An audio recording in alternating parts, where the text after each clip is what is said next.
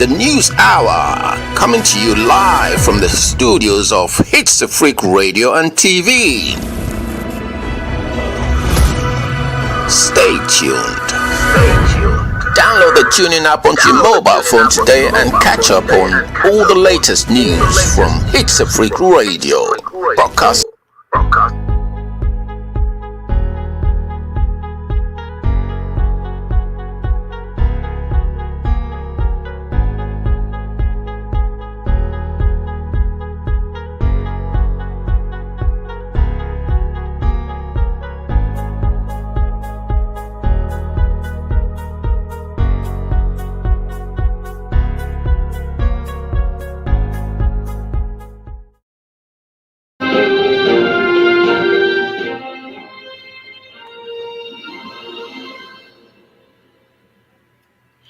It is exactly 7 o'clock GMT in the studios of HitzAfrik Radio. We're transmitting live in the studios here in Ghana.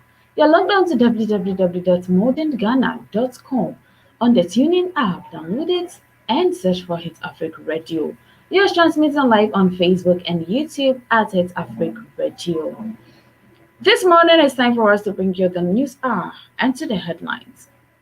It is thoughtless for anybody to think I am corrupt. NDC will win election 2024. Ex-convict gets 40 years of attempted robbery. Tanzania pays last respect to past leader. Nana Amama Brown to Fritz Court 25th of March 2021. And the details. My name is Mario.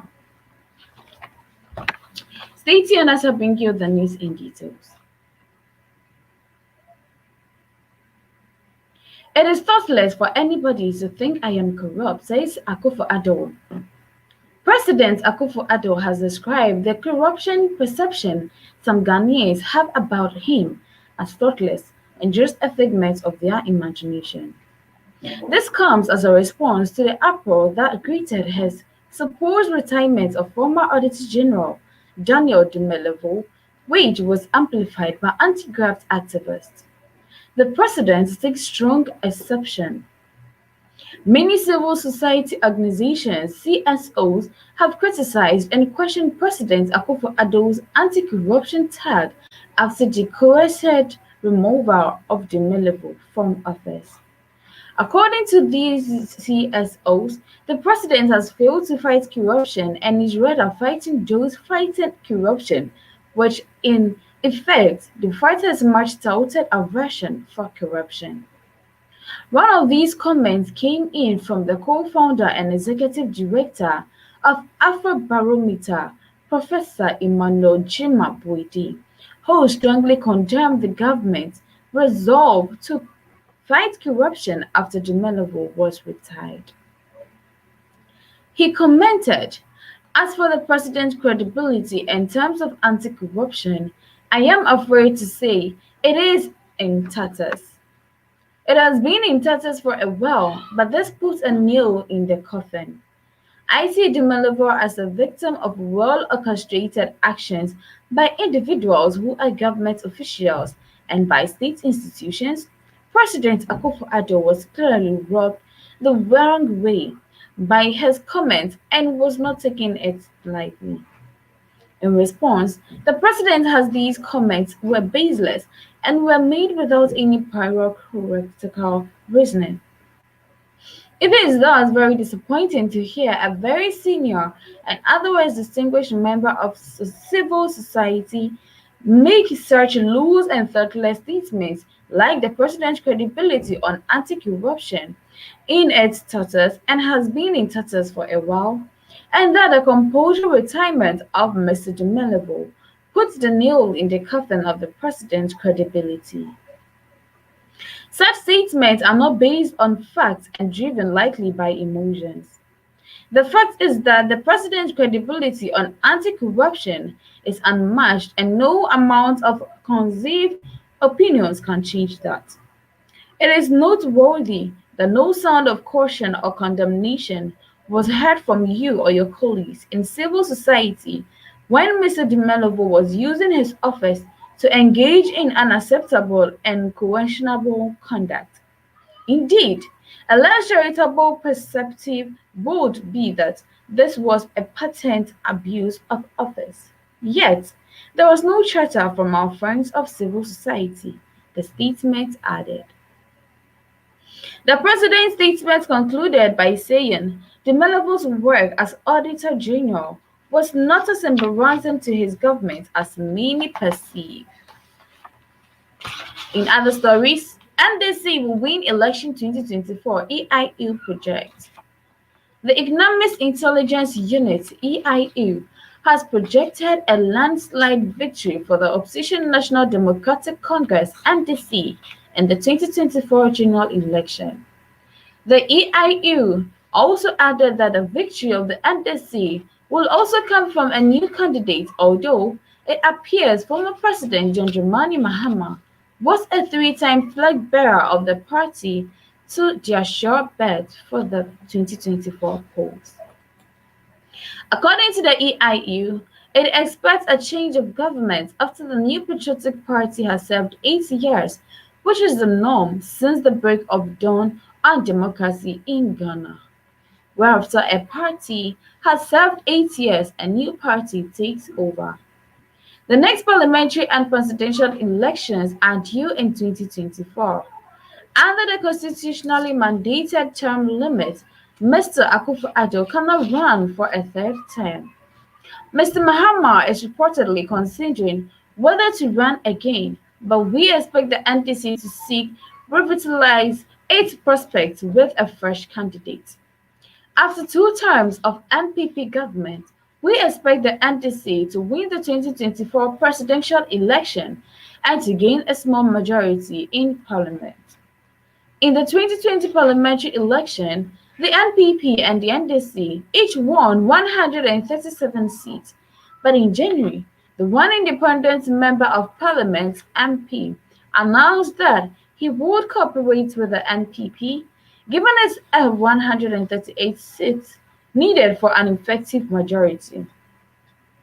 With a rather-thin minority, the Akufo-Addo administration will require all of its MPs to vote with the party in order to push through signature policies, which is likely to necessitate deal-making to persuade MPs, which stands to abstract immediate policy priorities such as reducing a large fiscal overhang through expenditure cuts and tax rises. Economic structure breaks remain CCC-rated. The current account deficit, which is estimated to have averaged 2.8% of GDP over the past 48 months, is a drag on the score. The country is currently estimated to be in default following a rise in principal arrears owed to external officials' creditors in 2018. Arrears will remain substantial, raising the perceived risk of a prolonged default among investors. Regarding the structure of the national account, the services sector is the largest sector of the economy, accounting for about 45% of the GDP. In other stories, ex-convicts get 40 years for attempt robbery.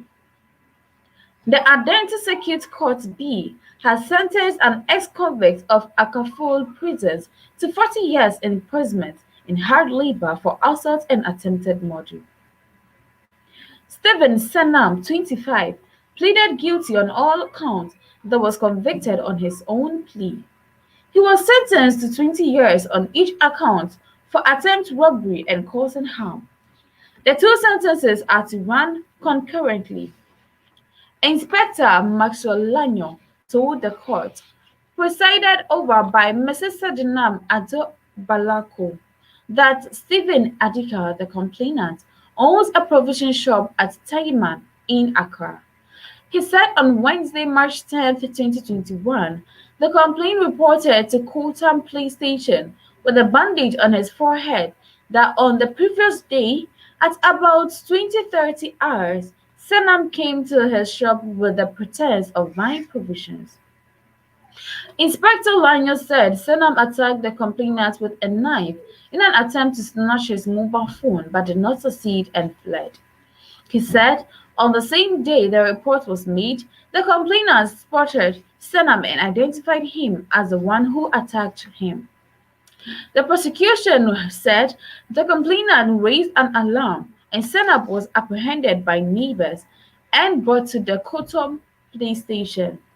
Mr. Lanyo said residents in the community heard of the arrest of Sanam and went to report at the Kotam and Oyarifa police stations on Thursday, March 11, that they had equally fallen victims under similar circumstances. An identification parade was held where Sanam was identified by three victims who were falling prey to him, using the same modus operandi. Sanam overwent COVID-19 testing and awaiting results, after which he will be taken to the Akafo prisons to begin his sentence. In other stories, COVID-19 health levy not to recover cost of 2020 water and electricity freebies. The Minister of Information, Kojo Upon Nkrumah, has dismissed claims that the proposed COVID-19 health levy is a ploy by government to recover the cost of free water and electricity enjoyed by Ghanaians in 2020.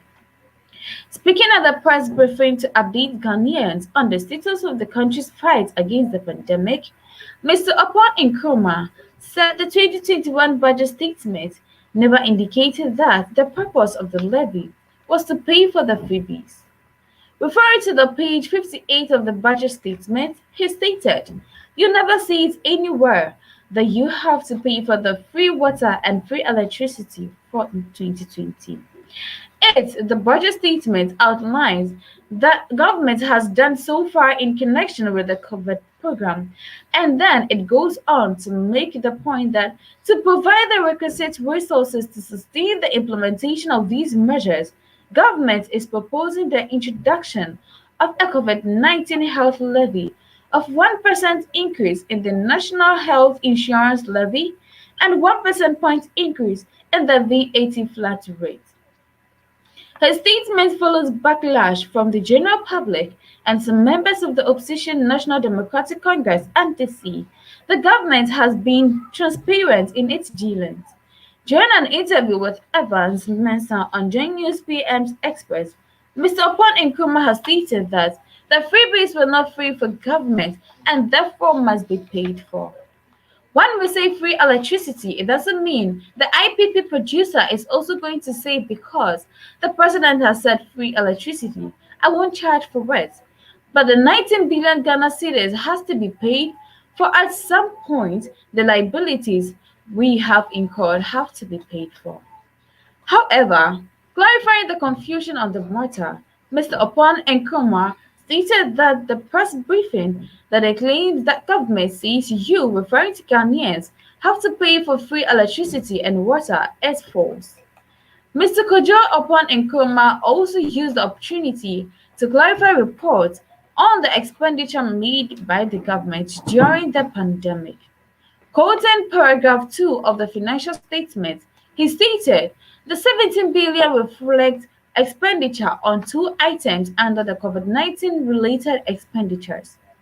As at the end of December 2020, Ghana incurred a revenue shortfall of 11 billion and expenditure increase of 14 billion, paragraph 3 stated. The Ofuasi Ayibri MP further stated that the new taxes are being introduced to aid in the recovery of the economy. He cited countries like the United Kingdom, the United States of America, Saudi Arabia, Indonesia, and have instituted some austerity measures post-COVID-19. For example, the UK is hiking corporate tax to about 25% to support their response COVID program. In Indonesia, they've done a 10% VAT on sales by technology firms. And then in Argentina, they've passed a new tax on the wealthiest people to pay for medical supplies and relief measures.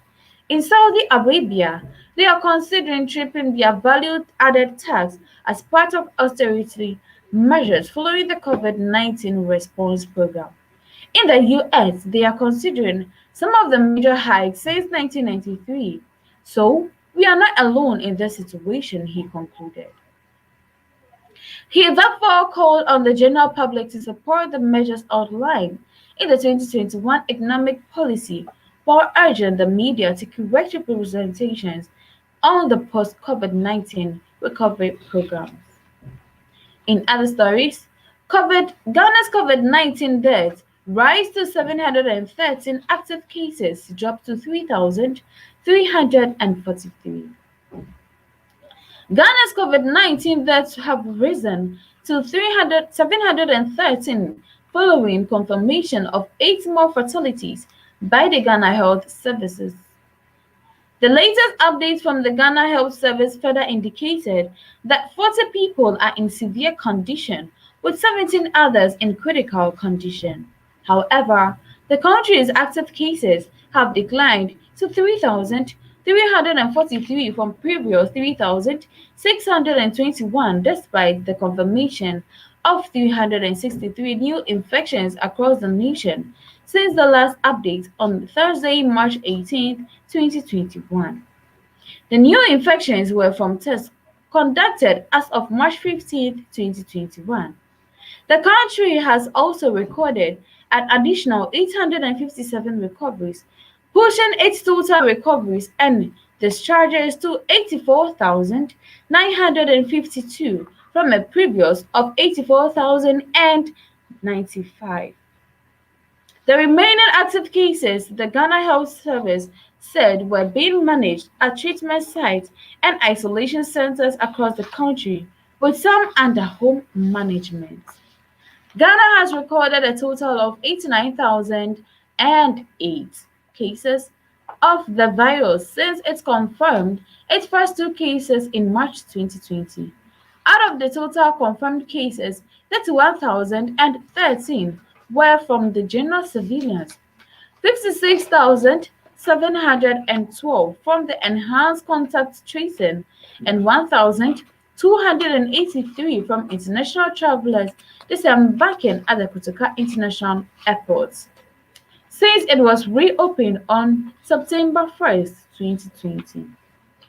Also, 961,744 tests were conducted, out of which 292,312 were routine civilians, whilst 4,793,393 from contact tracing and 190,039 from international travelers arriving through the Kotoka International Airport. The positivity rate is 9.3% currently, and all 16 regions have an active case. The Greater Accra region remains the hotspot, accounting for almost 50%, 1,663 of active cases, with a cumulative case count of 49,370. The Ashanti region has 293 active cases, with a case count of 15,177, followed by the Western region with 166 active cases and a cumulative of 5,602. Others are Eastern Region, 139 active cases and 436 cumulative. Central Region, 328 active and 3,190 cumulative. Volta Region, 176 active and 2,256 cumulative. Bono East Region, 61 active and 1,316 cumulative. Northern Region, 46 active and 1,576 cumulative. The Upper East Region, 54 active and 1,277 cumulative. The rest are Western Region, 20 active cases, 839 cumulative. Bono Region, 114 active, 1,262 cumulative.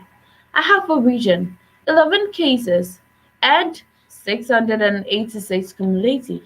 Oti Region, 27 active and 376 cumulative. Upper West, 91 active and 456 cumulative. Savannah region, 15 active and 112 cumulative, and Northeast, 36 active and 194 cumulative. There are also 103 active cases from international travelers at the Kotoka International Airport. Ghana began a mass vaccination exercise on March 2nd this year after taking delivery of some 600,000 doses of Oxford AstraZeneca COVID-19 vaccine in February 24th. So far, a total of 405,000 people have been vaccinated against the virus as of Thursday, March 18, 2021, in the first place of the exercise in the country. The government said it hoped it vaccinate about 20 million of the population to stem the spread of the virus. In other countries, Tanzania. Tanzania paid last respect to late leader. Tens of thousands of Tanzanians continue to pay their respects to late President John Magufuli. On Sunday, collapsed with grief at a public ceremony in the country's largest city, Dar es Salaam. John Magufuli died suddenly last week after an illness officials say was heart failure. Mourners lined the streets of Dar es Salaam to bid farewell to the late president, weeping and throwing flower petals at the casket was transferred by motorcade from a church in Uhuru Stadium, where it lies in state. Many wore black or the green and the yellow colors of the ruling party, but few inside the stadium or among the packed crowds outside wore face masks in the COVID-skeptic country. It is too soon for you to go further. You touched our lives and we still needed you, said one mourner, Beatrice Edward. We lost our defender, said one Suleiman Bonde, a tradesman. The government announced Wednesday that Magufuli, 61, had died from a heart condition at a hospital in Dar es Salaam after 3 weeks missing from public view. His unexplained absence fueled speculation that the famously COVID-skeptic leader was being treated for coronavirus abroad. The main opposition leader, Tundu Lissu, insisted that his sources said Magufuli died a week earlier from the disease he long downplayed. Magufuli has declared that prayer had rid the country of COVID-19, refused face masks or lockdown measures, stopped the replication of public statistics, and championed alternative medicine, decrying vaccines as dangerous. But by February, any cases surged by the president, popularly known as the bulldozer, considered the virus was still circulating. While Hassan says she will take over where Magufuli left off, hopes are high she will usher in a change in leadership style from her predecessor, and all eyes will be on her handling the pandemic. A softly spoken veterinarian politician, Hassan will convene a special meeting of the ruling Chamacha Pinduzi party Saturday, where the appointment of a new deputy is expected to be discussed under the constitution. The 61-year-old will serve the remainder of the Magufuli second five-year term, which does not expire until 2025. She has announced a 21-day mourning period. The late president will lie in state in several locations across Tanzania before his burial next Friday in his hometown of Chateau. In other countries, Congo. Low voter turnout, internet shut down, mock polls. A joyous applause for Congolese President Denis Sassou Nguesso as he arrives at polling units in Brazzaville. On Sunday morning, the Congolese leader cast his vote in the country's presidential election. The 77-year-old, who has stayed in power for 36 years, is running for a fourth term in office. Shortly after voting, he says to the press, "If this goes through to the end, we hope that our democracy, which is in its early stages, could be set in good health." There are six other presidential candidates in Sunday's election. Guy Bryce Buford Colelas, notably Progresso's main challenger, is however hospitalized. His team says Colelas may be flown to France to treat COVID. On Friday, from his hospital bed, Colelas urged supporters to vote for change. I ask you to please stand up and go for change. Another top candidate, Matthias Zone, a former finance minister. Zone is the presidential candidate of the Alliance for the Republic and Democracy, ARD. My impressions. It's thus these voting stations are not many people who come. I don't know why. It must be due to the conditions under which the elections are organized. I live in the area and I noticed that in the whole area people do not have a voter's card. This morning, they tried to drop off at many houses simply because I called the president of the Independent Electoral Commission. African news journalist Cedric Seholo reports that there is low voter turnout and a huge contrast between the turnout during the electoral campaigns. Indeed, we are far from the queues observed on March 17th during the vote of the police officers. Voters arrive today timidly. Some have difficulty finding their name on the electoral list or register. Election officers make sure that no one walks out without having voted. But then, polls opened late 9 a.m. instead of 7 a.m. And we also noticed a timid presence of observers and candidate delegates. Sehaloso reports that Congo was cut off from the rest of the world due to an internet shutdown, something reminiscent of the 2016 elections. But voting, he adds, has gone on largely peaceful in most parts of the country. In Ivory Coast, Abidjan residents received jabs of AstraZeneca vaccine. People in Abidjan received the jab of the AstraZeneca vaccine with some relief on Friday after the international health regulators said that the vaccine does not increase the overall incidence of blood clots, though it could not rule out a link to a small number of rare clots. Several European countries briefly suspended the use of the AstraZeneca vaccine over fears of blood clots and resumed its would after the Europe Medicines Agency (EMA) gave its green light on Thursday. While Ivory Coast did not suspend its vaccination campaign that launched at the beginning of March, doubts about the safety of the vaccine worried some of those who were already to receive the jab. Abidjan resident Mohamed Kouyat said people were concerned when countries like France decided to suspend the use of the AstraZeneca jab, but the EMA gave the green light to it and decided to receive it. The West African country was one of the first ones in the continent to receive the AstraZeneca vaccines through the COVAX program.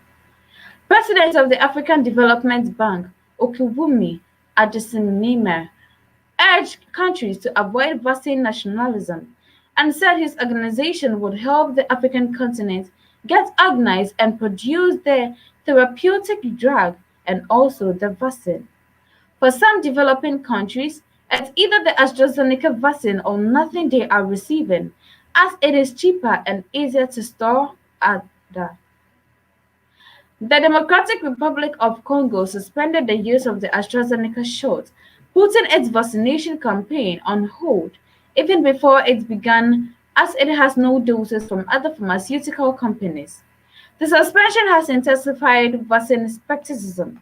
Abidjan Market Worker Supplement Store said he will not get the vaccine after he said health authorities found problematic. Africa, with a population of 1.3 billion, hopes to vaccinate 60% of its people by the end of 2022. The eroding confidence in the AstraZeneca vaccine only compounds the difficulties Africa will face in the rolling out in inoculation campaigns. Stay tuned as I fetch you the foreign stories.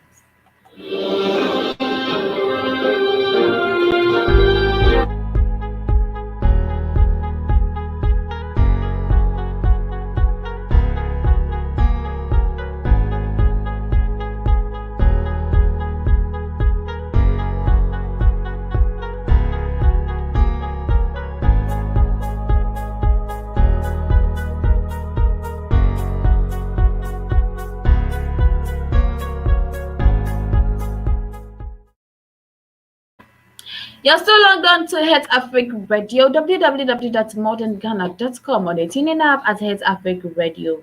You're logged on. We are streaming live on Facebook and YouTube at HitzAfrik Radio. Now let's do some foreign news. In Australia, thousands evacuated as downpours worsen. About 18,000 Australians have been evacuated from flooding across New South Wales (NSW) as heavy rain continues to batter the east coast. Days of torrential downpours have caused rivers and dams to overflow around Sydney, the state's capital in the southeast Queensland. Officials say the one-in-a-50-year event may continue all week and have urged the public to exercise caution.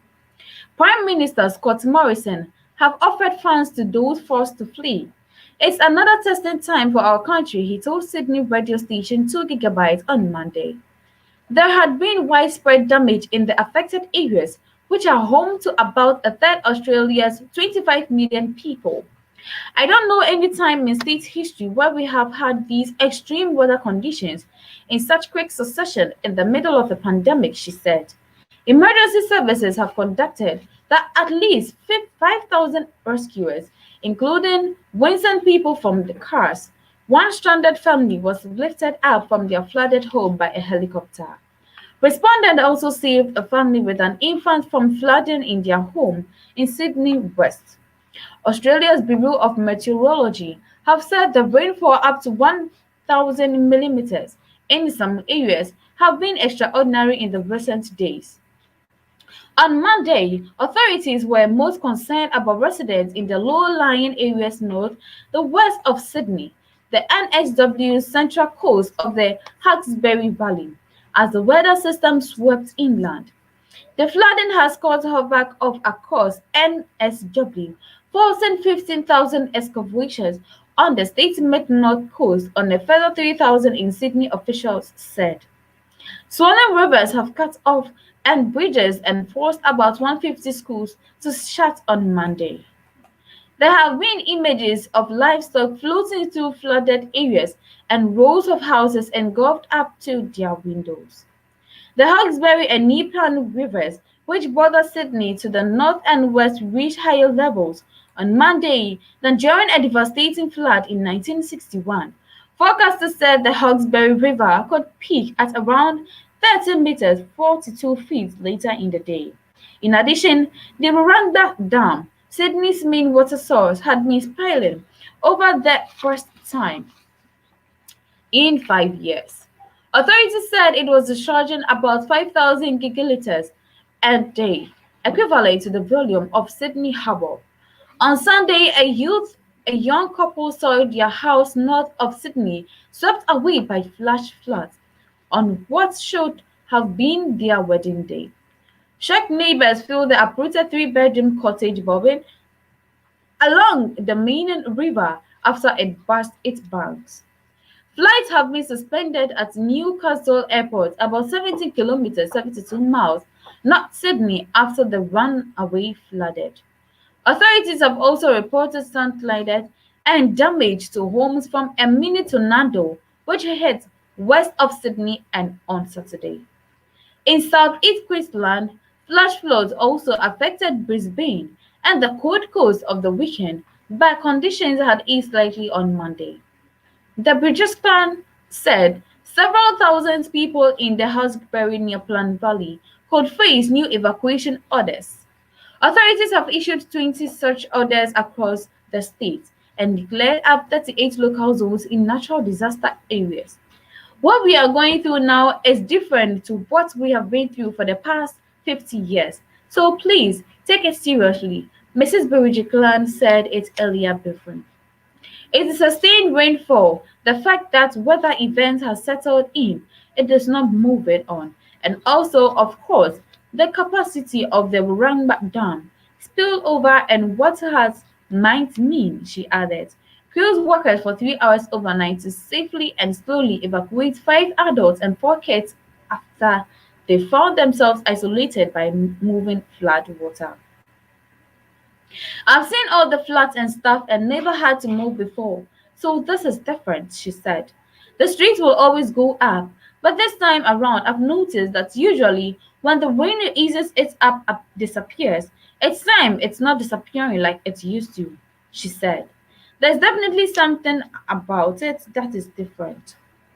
There have also been warnings from meteorologists that two weather systems could collide on Monday night, creating a last blast of rain and storms that could last until Wednesday or Thursday, from fires to floods. The intense summer of rain and floods in eastern Australia is a stark contrast to a year ago when many of some areas were scorched by mammoth bushfires and ravaged by drought. This side of the continent is currently experiencing a La Nina weather pattern, which typically brings more rainfall and tropical cyclones during summer. Two of Australia's three wettest years on record have been during La Nina events. Typically, a La Nina sees a 20% increase in average. Moving on to other stories, USA. Donald Trump plans social media comeback, says advisor. I do not think that we are going to see President Trump returning to social media in probably about 2 or 3 months, Jason Miller told Fox News. The advisor said Mr. Trump has already had high-powered meetings with various teams regarding the venture at a Mar-a-Lago resort in Florida. Numerous companies had already approached the former president, Mr. Miller said. This new platform is going to be big, he added, predicting that Mr. Trump would draw tens of millions of people. Mr. Trump was initially locked out of his Twitter account for 12 hours in January after he called the people who stormed the U.S. Capitol patriots. In other stories, Miami Beach imposes emergency curfew over spring break chaos. A large crowd of people participate in a party during spring break in Miami Beach. A state of emergency has been declared in the U.S. city of Miami Beach over concerned large crowds gathering for spring break pause a coronavirus works. A 20 o'clock to 6 o'clock curfew has been announced in the island city that will remain in effect until at least 12 April. On Sunday, the Miami Beach City Commission voted to extend the curfew and other measures for up to 3 weeks. At an emergency meeting, Mayor Gilbert told the commission South Beach and became a tender over the last couple of weeks. In other stories, Brazil Bolsonaro calls governors tyrants over lockdowns. Brazilian President Jair Bolsonaro has described as tyrant state governors and mayors who have imposed lockdowns to contain the coronavirus outbreak. Addressing supporters at his birthday celebrations in Brasilia, he said his government has done all it could and was now time to reopen the economy. Last week, the country's leading health institute, Fiocruz, warned a historic collapse of Brazil's health service. It said intensive care units and hospitals were running out of capacity. Brazil COVID surge reaches critical new peak. Mr. Bolsonaro, who was 66 on Sunday, was consistently opposed quarantine measures, arguing that the collateral damage to the economy will worsen to the effects of the virus itself. You're still logged on to HitzAfrik Radio. Stay tuned as we do some entertainment news.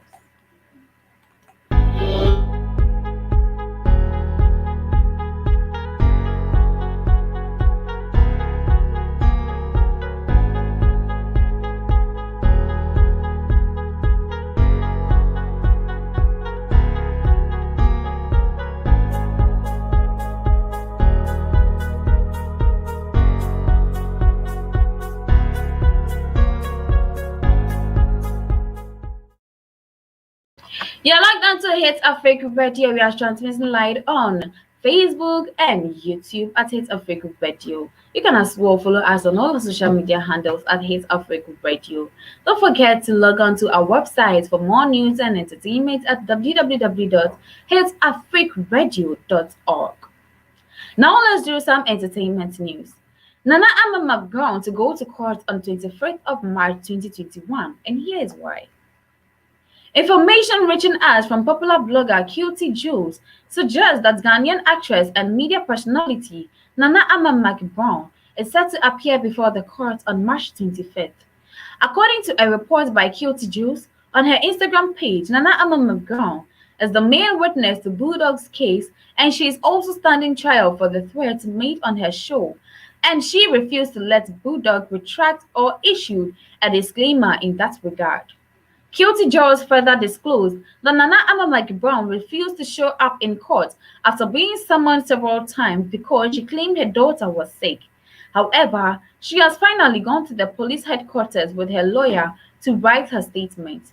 Apparently, Nana Ama Brown has been scheduled to appear before court on March 25th, 2021.